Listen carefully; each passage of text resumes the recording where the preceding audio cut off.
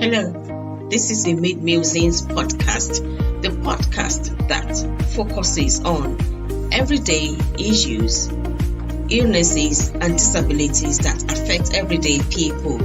Find us anywhere you listen to your podcast and on Instagram, Facebook, Twitter, Tumblr, and YouTube at Mid Musings.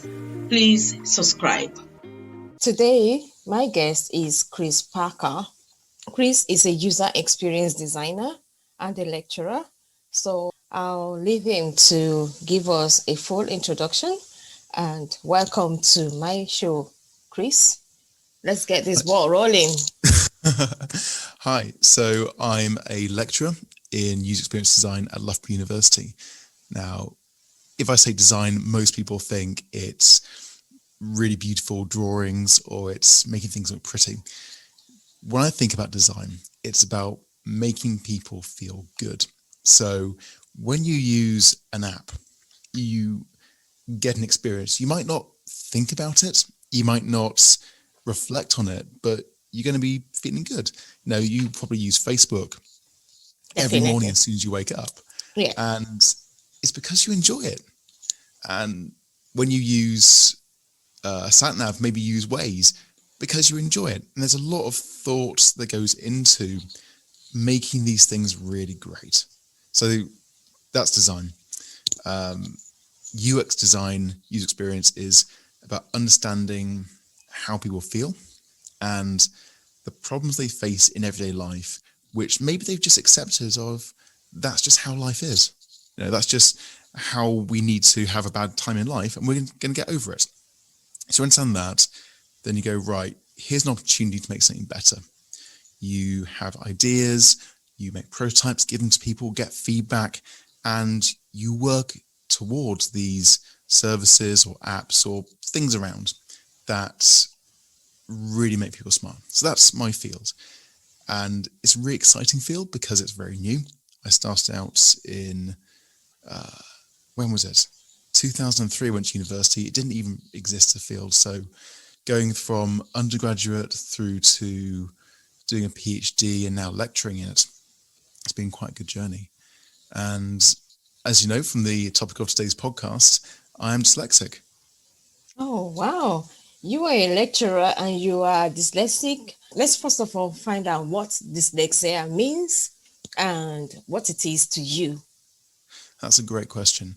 So dyslexia is very common. Maybe a third of people might have it, but you'll find that a lot of people have various traits. So it's more of a scale. Most people know it as a reading or writing problem. So at school, you probably would have known somebody with dyslexia and they couldn't read or write very well. And that's true. That's the basic view of it, but it really is a lot more than that. So I'm going to give you a quick list of some of the very common things that people have problems with in the life. So with reading, following written instructions, following technical manuals, quickly understanding written work like reports, or reading something and remembering what you've read. When it comes to writing, you might write a B as a D or a D as a B, or those other bits just reversed. You might write a word like witch, but rather than spelling it W-H-I-C-H, you go W-I-H-C-H. General spelling, general grammar, knowing where to put punctuation, be able to write by hand, be able to fill out forms correctly, expressing yourself clearly in writing, taking notes or writing a report, taking minutes of anything that's happening. When you're copying numbers down, you might make mistakes like put the wrong numbers in the wrong order or miss numbers out. If you're putting numbers into a column or table, you might put everything in the wrong cell. Doing mental maths like algebra or even learning in times tables. When it comes to speaking, being able to follow a conversation and what someone's saying and really understand it and join in is often difficult. Contributing to a meeting and working with people, jumping in, or even just presenting thoughts clearly. So being able to get what's in your mind out through your mouth. With memory, it's following instructions that someone's given you. Someone says, go here, turn left, turn right. Be able to remember telephone numbers, be able to remember messages, remember importance, or even just concentrating for a long period. See, this list really goes on. I'm getting this from this incredible book called Dyslexia in the Workplace, which I'll talk about more later on.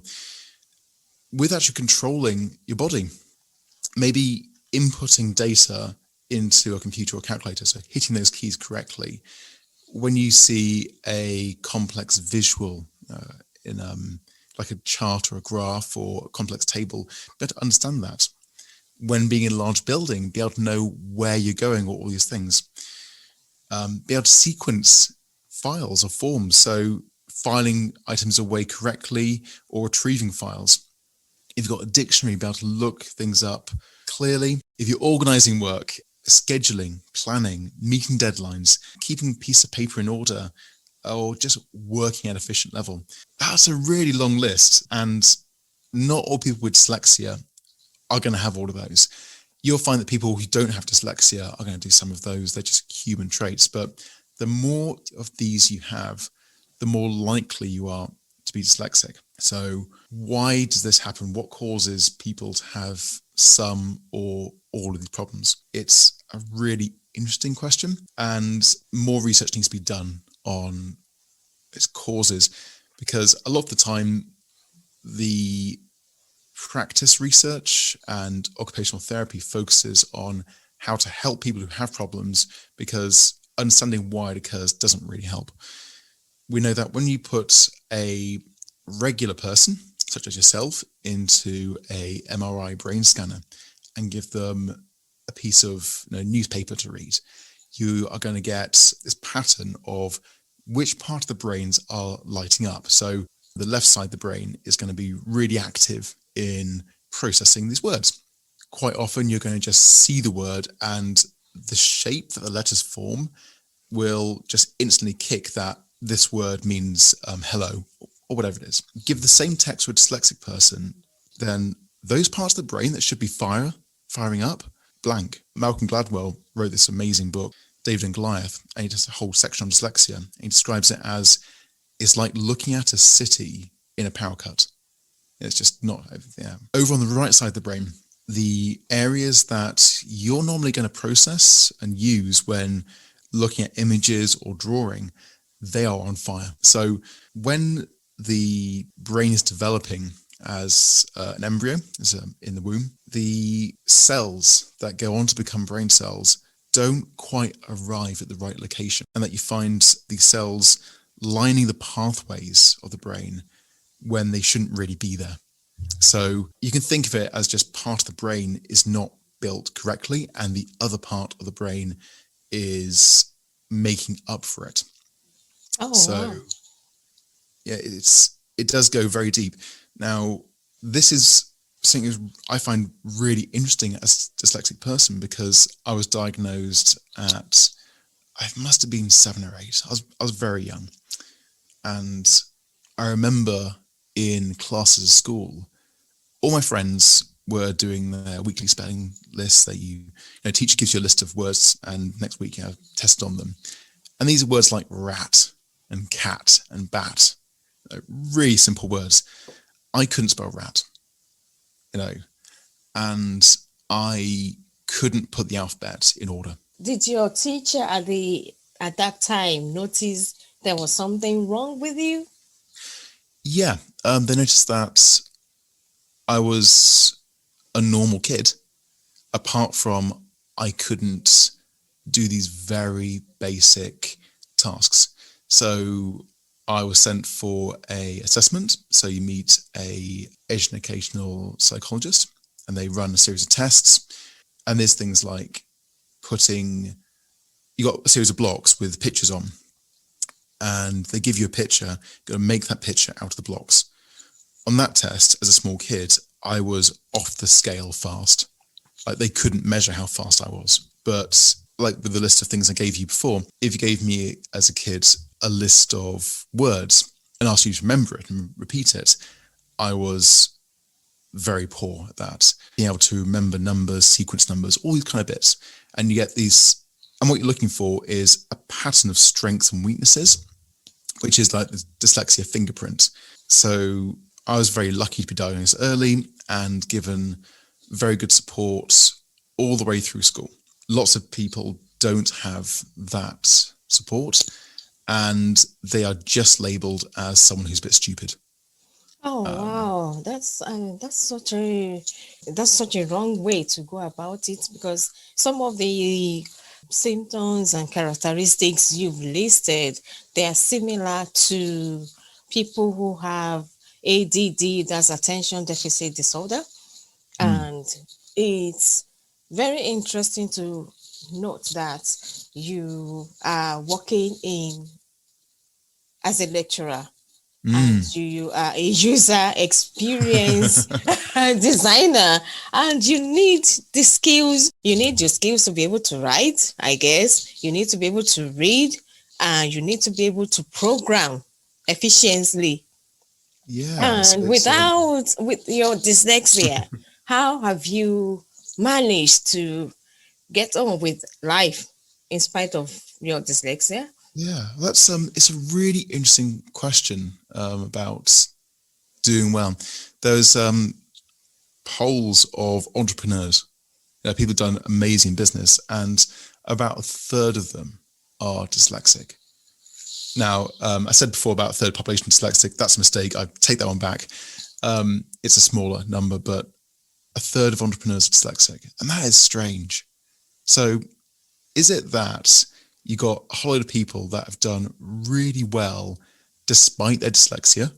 Or is it that there's something about dyslexia which is actually useful? So Yeah, that's something that I was going to ask later on, because I feel, I mean, if people are, I mean, you said maybe a third of businessmen are dyslexic and they are successful. How do they manage to be successful as businessmen, as entrepreneurs, as business leaders? yeah, so I'll go back to starting with why I chose design and kind of pedal forward through PhD and things. So at school, I was amazing at design, to be modest. I had, I think my A level in design, which is the high school, your final grade, I got 97.2, I think, percent. It was almost perfect score. So I was good. At the same time, I was failing chemistry and failing physics. I had rejected English as subject because that's writing and reading. And at that age, why would I do anything to do with reading and writing?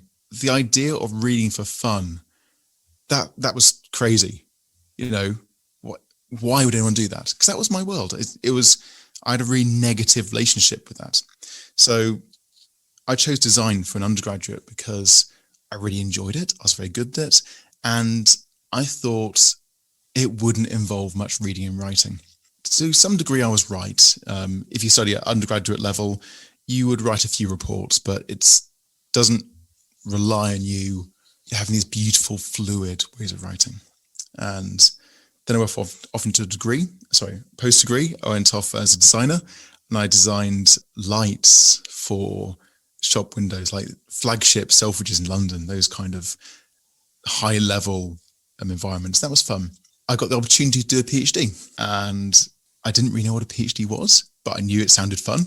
It's something that I never thought I'd be able to do. So I applied. Somehow I got through the interview. I think my interviewers were on some kind of drugs. So I arrived there, and this is when the first sort of walls came up. So until then, I'd managed to get through just getting the gist of things. And I don't really know why I was good at undergrad or anything. There's a whole lot of reasons for that. But when you get to PhD level, you've got to read these high-level academic journals, which reads like they are written by an 18th century professor. I know. So you've got, one paper could be 5,000, 6,000, 8,000 words. So you need to focus. You need to have that attention to detail to be able to get something out of those papers. Exactly. And so that was me, about 23, 24. And it would take me a whole day to read one of these papers. Now, if you know anything about doing PhDs, you could read up to 2,000 papers during a PhD. Now, so straight away, you've got this mountain of work. I remember sitting in my lounge for about 2 weeks every day, reading one book that I had to read for the subject. And you kind of realize really early on that this is not working and I can't get the information this way. At the same time, I'm having to write as a professional writer. I didn't realize at the time, but when you do a PhD or work as a lecturer, you are a professional writer. And professional writers need to write clearly, need to write shortly, and be persuasive. It's a real skill. And to do that, you need to have very clearly in your mind what you're trying to say, structure arguments and present it. I couldn't do any of that because I'd run away from English as subject as fast as I could as a kid. And yeah, now I'm in this world where I'm doing these things. On top of that, you're expected to go to conferences and present. Presenting is a skill where, think about that list I talked about earlier about organizing, clear thoughts, having discussions. This was really challenging. So that's when you hit the wall. So how have I done well? So where I've got to now, I don't know what success is. I know there's a lot more that I want to achieve, but I'm a lecturer at university, which means that I'm giving lectures, I'm writing journal papers, and I've written journal papers in some of my field's leading journals. I've got a podcast. I've got a YouTube channel I present on. I've taught internationally. I've got book chapters out there, and I'm a senior fellow of the Higher Education Academy. So that's kind of where I've got to. So how do I bridge that gap? There's no simple answer to what I've done, apart from you get this phenomenon, which is when you're confronted with a negative experience, if you find a way of coping, that helps you work differently. So with reading, I realized that I didn't have to read this whole journal paper. No, I didn't have to read these 8,000 words. I could read the abstract at the start, which is a 150-word summary of what the whole thing's about. And that's going to tell you if it's worth reading or not. So you just saved loads of time. You don't have to read the whole thing. Then you can jump to the end of the paper and read the conclusion, which is maybe 500 words. And that conclusion pretty much tells you, when you write a science paper or an article, you've interviewed 20 people about their experience in whatever they're doing. They're going to say, right, everyone reading, here's the points that you need to go and take away and do your thing with. These points should change what you're working on. So it's like, if I just read that, then I don't need to read the main body to get a good feel what the paper is. And you just shrunk this massive task down to a really small one. So that's the kind of thing you can work on. So is that what helped you? Is that what you did specifically? That's one of the things I did. And of course, you do go forward and read the full papers. And you do learn to get faster at reading them. So I'm not trying to say that I don't read anything. No, of course not. You can't be a lecturer. You can't be good at what you do without without doing the work. Yeah. And you also, you look at your peers and go, well, it's annoying that they can just do things. So they can just sit there, have a think, get their minds in order and write something really great. And that's really impressive to me. That's something I can't do. So I worked out that I find it difficult to just do that and have that clarity of thought. So you work out that if you write down a structure of how you should be thinking before you do it, and if you can read guides on how to write persuasively, and you research all those writing skills and organization skills around what you're doing, that gives you a framework. And then you can say, right, I'm going to take the first piece. So when I'm writing a journal paper about some research I've done, I'm publishing, what's the first paragraph, the introduction talk about? Well, the first paragraph talks about who you're writing to, what's their problem, why it's important to them. Okay, right, I can do that. So you've broken things down into small tasks. And you start developing these mechanisms to just structure your thinking before you've done it, to write down and look at it. And when you do that, the really good thing is that you become really good at it.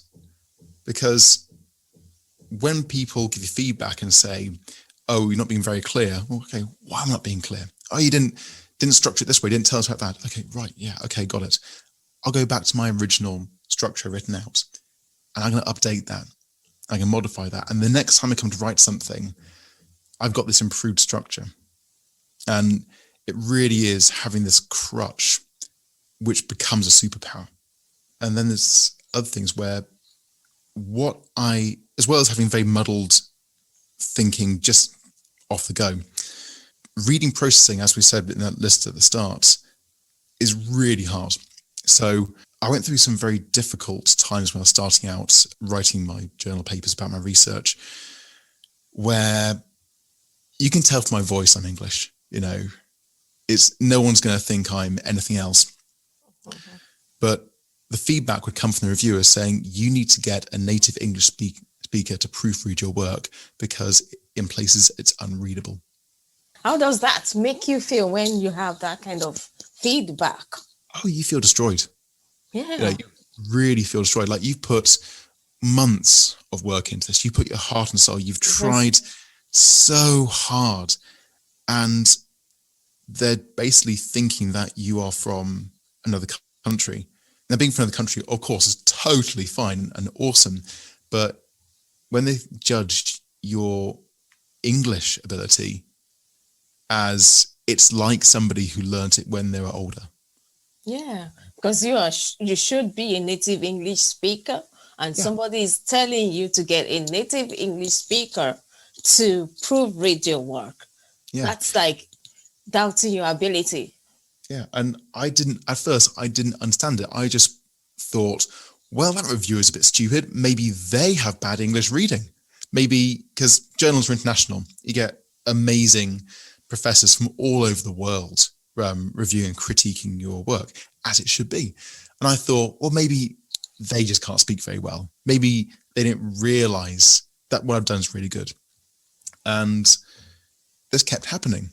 And so you pause and go, right, this is not working, is it? This is, and to give you an idea, if listening, if you're a lecturer in a good university, you've got to be good at teaching. Okay, we teach, but 40% of our job is research. You've got to publish one very good paper every year, minimum, and apply for research and other grants. So getting published is a really important part of your job. Yeah, so I realized that this isn't working. There's something here. And it turns out I can't read my own spelling mistakes. And someone pointed out that if I use the computer's read loud function, so I sit there and the accessibility features will read back to me what I've written, then you go, oh my God, that's terrible. I can hear it.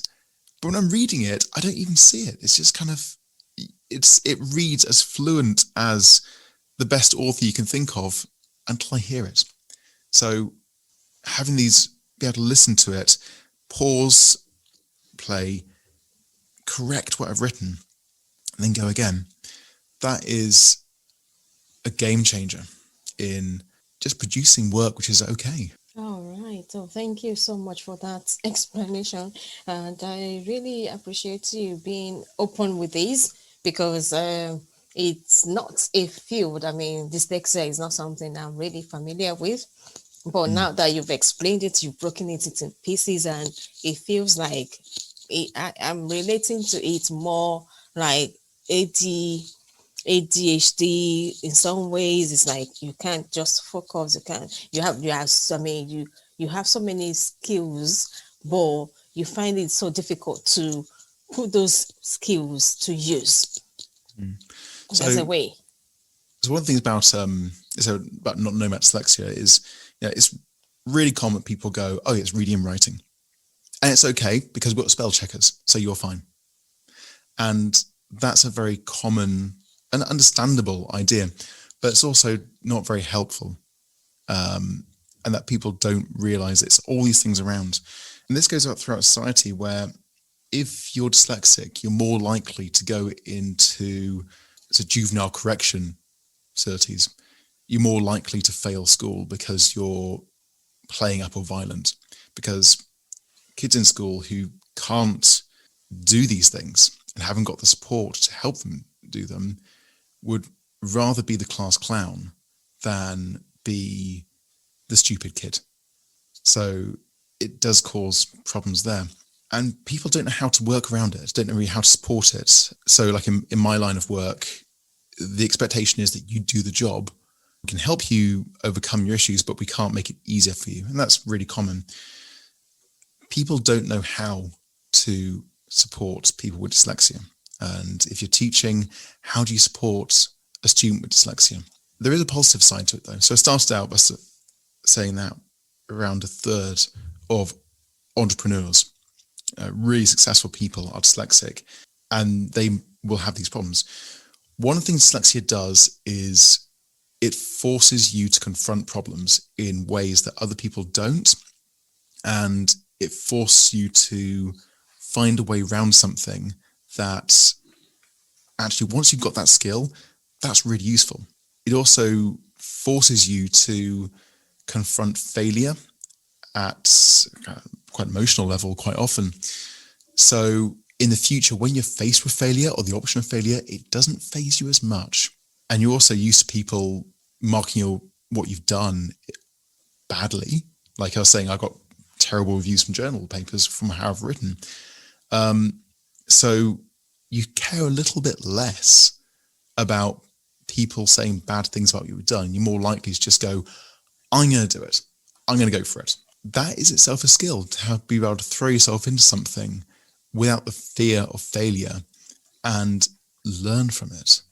So in my own experience, now my father was in the Air Force, so I went to boarding school, not because we were kind of rich or anything, but because military kids go into boarding school whilst parents move around. And with all these kind of problems with dyslexia, as a teenager, I was on my own doing homework. And I had, as it turns out, an ex-army commando in charge of us in the boarding house. So if we were to try and skip out of being in our room to do homework for those 2 hours every night, it would come down on us like a ton of bricks. As you can imagine, ex-army guy is quite scary at times. So you're away from home, you're on your own, and you've got this homework. So I had to develop ways of being self-reliant and overcome dyslexia issues or work with them without someone helping me.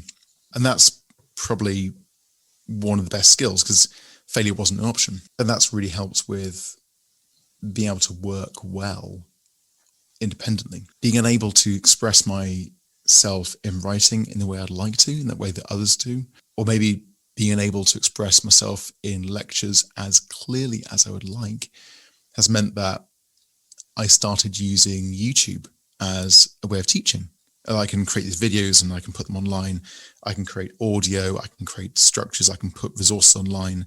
I can create toolkits and processes and maps and put them online for the students. All these alternative ways of teaching, because I find that works with the way that my mind works. And what you find is that when you put that online and put that as a package for education, in addition to that traditional lecture, students really learn well with it and they respond very strongly to it.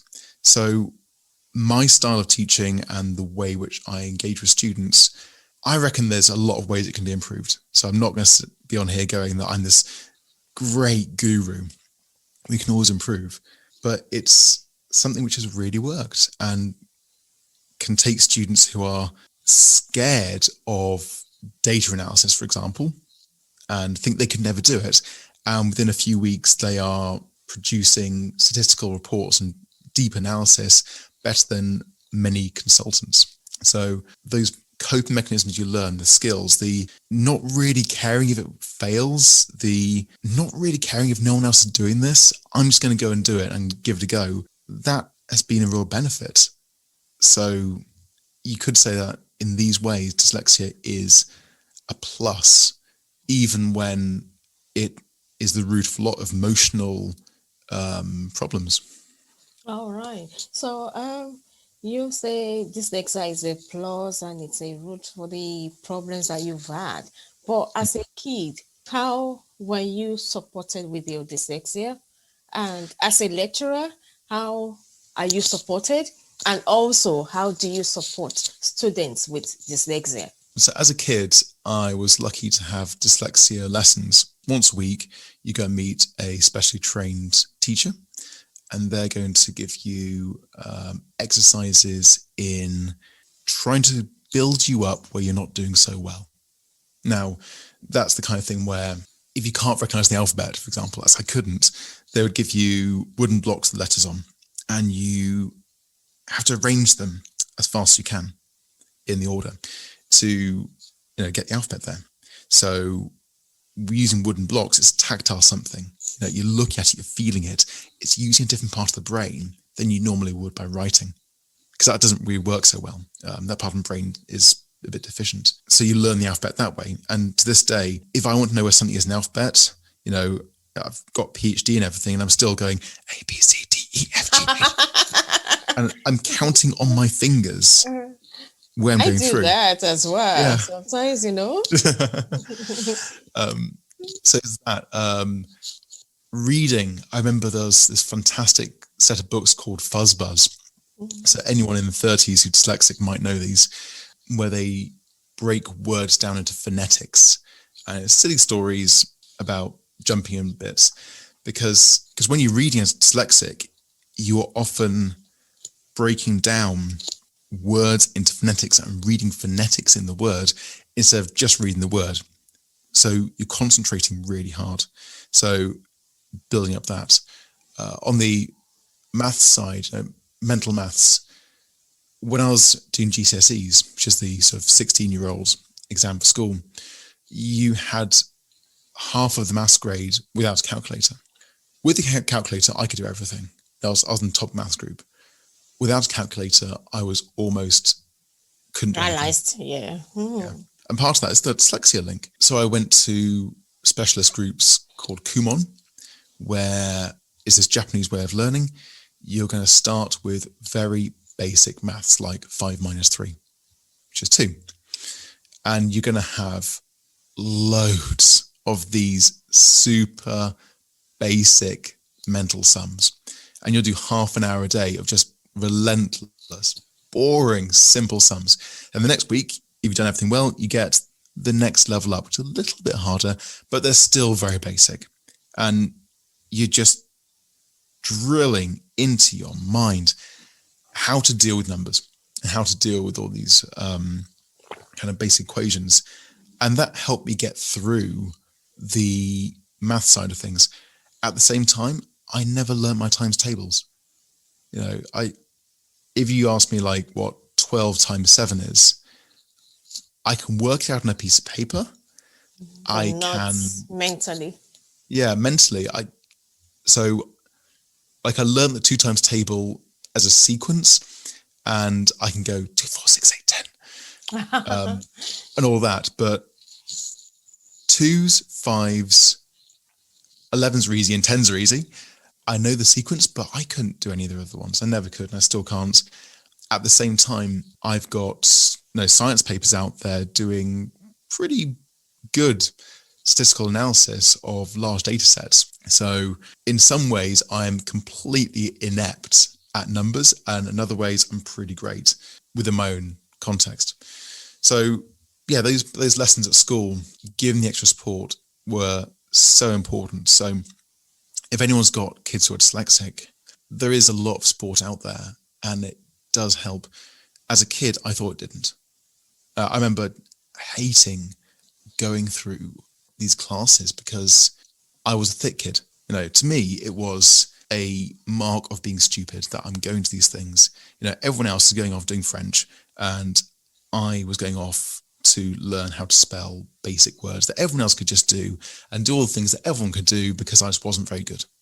And obviously, as a sort of teenager, everyone's got a rubbish teenage life. Everyone's having a terrible time because you're a teenager. But that kind of, it's a big brand setting you aside. So I completely understand how anyone can be depressed with that.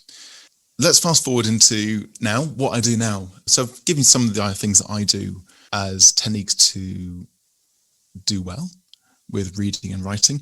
I study how to write almost like a hobby. So books like Struck on White's Elements of Style. It's a fantastic book about how to use an apostrophe.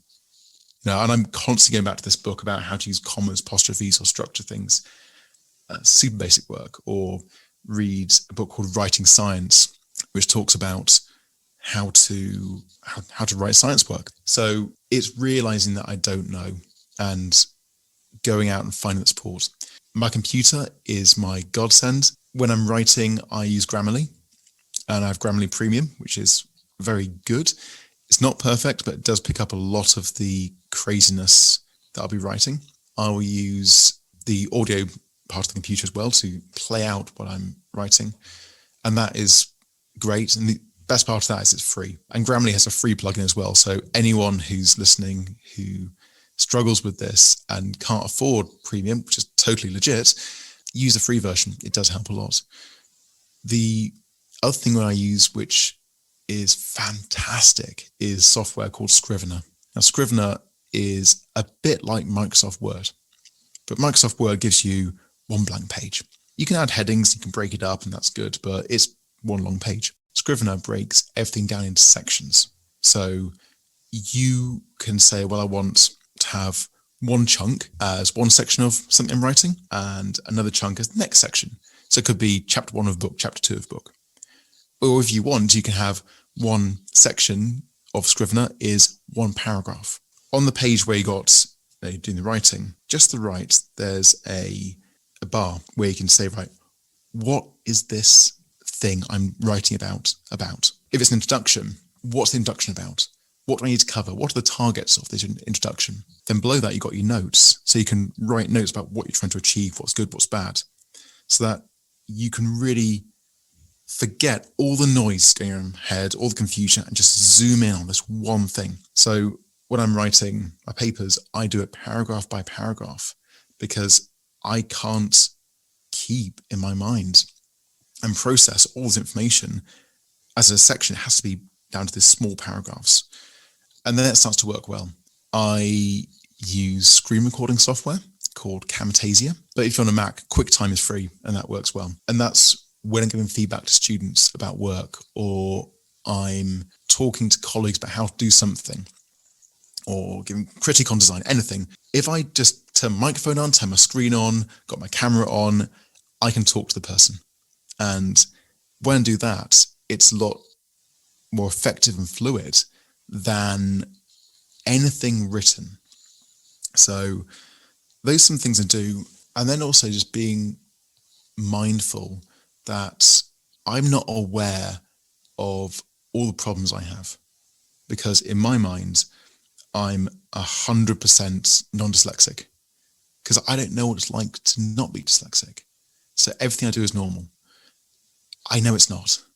And there's some things I think that everyone experiences and they don't. So when things don't go well, such as if you're dyslexic, because you're using so much more mental power to read, you get tired really fast when reading. So when you're hitting those kind of walls, like you're getting really tired and fatigued, you can't think straight, going, right, I need to learn from this. I need to find something which works well for me, such as I've got my guitars in the corner of my office here. So when I'm marking student work, and it's really important, it's like master's level essays, I'll do like half an hour of reading, or maybe 3 or 4 25-minute sessions of reading and marking and writing feedback. Then I go and do like 10 minutes just blasting out Black Sabbath or something, just playing guitar. And that clears your mind. You can go back and you can start to focus really well with more breaks than other people would normally have. Thank you for listening. Please download and share with your friends and family and on social media platforms.